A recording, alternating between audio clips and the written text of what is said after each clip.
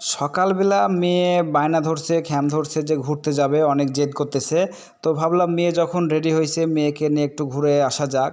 তো আমিও রেডি হলাম, রেডি হয়ে দুই বাবা মেয়ে চললাম ঘোরার উদ্দেশ্যে, একটু মোটরসাইকেলে ঘুরবো বেড়াবো।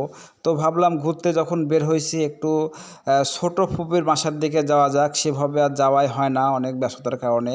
তো আজকে যখন ফ্রি হলাম তো ভাবলাম একটু যাই। আসলে বাসাটা সামনের বাজার পেরিয়েই সামনে, বেশি দূরে না। তো চলে গেলাম ছোটো ফুপির বাসা। মেয়ে হচ্ছে যে বাসায় গাড়ি থেকে নামবেই না, অনেক জেদ করতেছিল আরও চড়বে। তো যাই হোক বুঝিয়ে শুনিয়ে মেয়েটাকে গাড়ি থেকে নামালাম। বাসাতে ঢুকবে না, বলতেছে আব্বু আরও বেড়াবো।